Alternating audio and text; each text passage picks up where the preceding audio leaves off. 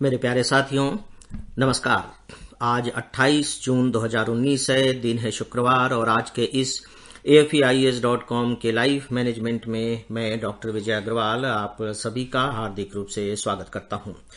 Friends, कल मैंने आप सबसे जूझने के ऊपर बात की थी और उसके लिए मैंने संदर्भ लिया था अभी वर्ल्ड कप क्रिकेट में होने वाले मैचेस का कि किस तरीके से उसमें जो खिलाड़ी हैं जब जीतने की संभावना होती है तब भी जूझ रहे होते हैं और जब यह निश्चित हो चुका होता है कि हम हार ही जाएंगे तब भी वे जूझना बंद नहीं करते, आखिरी सांस तक जूझ रहे होते हैं। सच पूछिए तो जो खेल है वो कला से ज्यादा मुझे कहीं न कहीं एक मनोवैज्ञानिक ताकत का परीक्षण मालूम पड़ता है।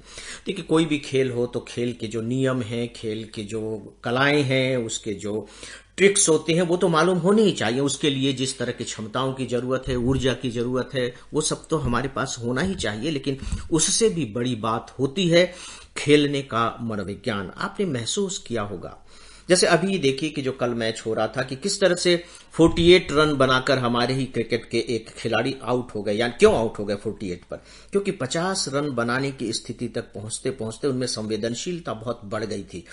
उन्हें लगने लगा था कि पता नहीं ये अर्धशतक पूरा होगा या नहीं होगा, और बस इसी संवेदनशीलता ने आंतरिक रूप से उन्हें कमजोर बना दिया। एक तरह से यूं कह लीजिए कि उनके अंदर मनोवैज्ञानिक संकट पैदा कर दिया और उसी मनोवैज्ञानिक संकट ने उन्हें 50 रन बनाने से वंचित कर दिया। तो खेल एक मनोवैज्ञानिक प्रयास भी है।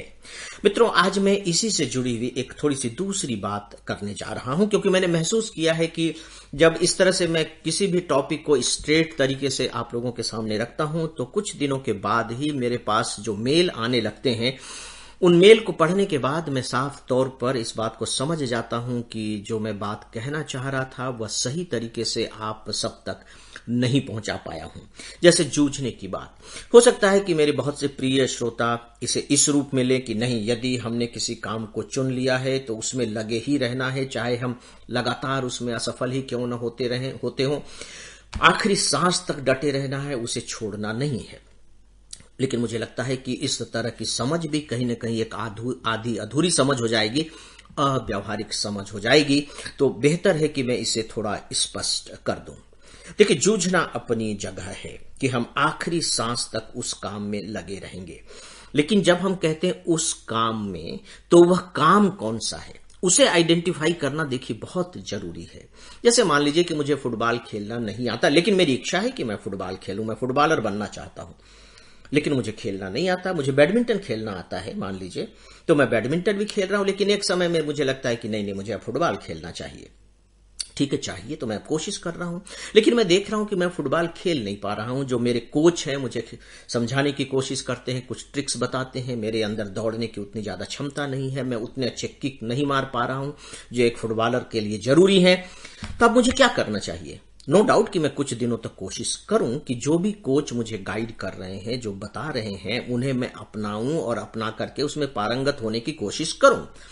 लेकिन यदि कोशिश करने के बाद भी मुझे लगता है कि नहीं, यह तो हो ही नहीं पा रहा है, तो सीधी सी बात है कि मुझे उससे अपने आप को अलग कर लेना चाहिए। साफ है कि वह मेरा क्षेत्र नहीं है, तो मेरा क्षेत्र कुछ और दूसरा होगा। मैंने अभी बैडमिंटन का नाम लिया, बैडमिंटन होगा, या बैडमिंटन नहीं होगा तो कुछ और कोई दूसरा खेल होगा, कुछ न कुछ तो होगा। यहां पर मैं ये बात कहना चाहूंगा विशेष रूप से, देखिए कि यह कहना गलत है कि व्यक्ति कुछ भी कर सकता है, मैं इसे स्वीकार नहीं कर सकता, नहीं कर पाता हूं। आप यूं कह लीजिए, कैसे एक व्यक्ति सब कुछ कर सकेगा? नहीं, संभव नहीं है। कहने में अच्छा लगता है, सुनने में अच्छा लगता है, जोश भरने के लिए भी ऐसे वक्तव्य काम आते हैं कि तुम कुछ भी कर सकते हो। नहीं, मुझे नहीं लगता है कि कोई भी कुछ भी कर सकता है। हां, मुझे यह जरूर लगता है कि हर व्यक्ति कुछ न कुछ तो जरूर कर सकता है।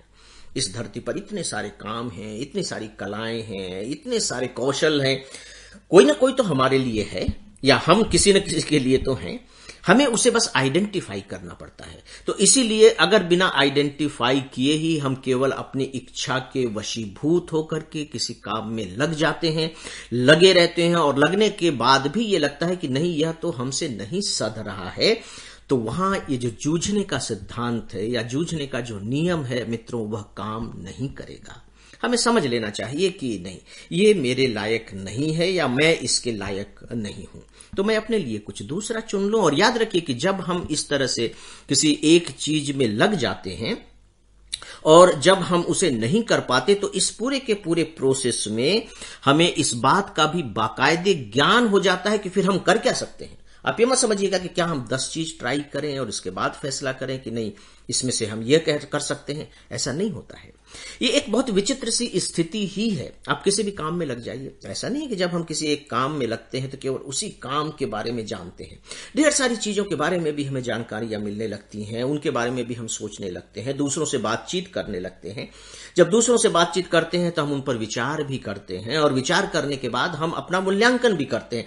अच्छा, यह नहीं मैं ये कर सकता हूं, नहीं यार ये भी मुझसे नहीं होगा, लेकिन ये तो मुझसे हो जाएगा। ये जिस तरह से बता रहा है कैसे करना पड़ता है, इसमें क्या क्या चीजें होती हैं, वो तो मैं कर सकता हूं, वो तो मेरे अंदर है और मुझे अच्छा भी लगता है।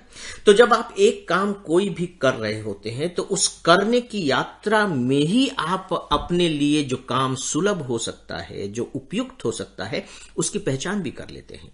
ऐसा नहीं है कि आप हर चीज को ट्राई करेंगे छोड़ेंगे, ट्राई करेंगे छोड़ेंगे, तब तक तो आप यूं कह लीजिए कि हमारी पूरी जिंदगी ही गुजर जाएगी।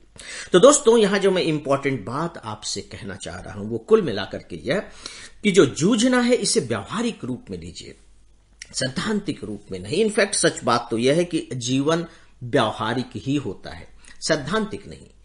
अगर इस तरह के वाक्यों को हम शब्दशः लेने लगेंगे, शब्दार्थ ग्रहण करने लगेंगे कि नहीं जूझना ही जूझना है, तो मुझे लगता है कि हम जीवन को सही तरीके से पहचान नहीं पाएंगे। और जब सही तरीके से पहचान ही नहीं पाएंगे तो आप बताइए उसके साथ आप कैसे सही व्यवहार कर पाएंगे। हम आग को पहचानने के बाद ही आग से सही व्यवहार कर पाते हैं, शेर को पहचानने के बाद ही शेर से सही प्रकार का व्यवहार कर पाते हैं कि भैया दिखे तो भाग लो। ऐसा नहीं कि उसे कुत्ता समझ करके आप सहलाने लगेंगे। तो पहचान तो बहुत जरूरी है। तो इस रूप में मुझे लगता है कि 2 चीजों को पहचानना बहुत जरूरी है। पहली बात कि जो मैं काम कर रहा हूं उस काम करने के लायक हूं या नहीं हूं, और दूसरी बात कि उसको जब मैं करने लगता हूं तब फिर मैं ये पहचान करूं कि मैं इसे कर सकता हूं या नहीं कर सकता हूं।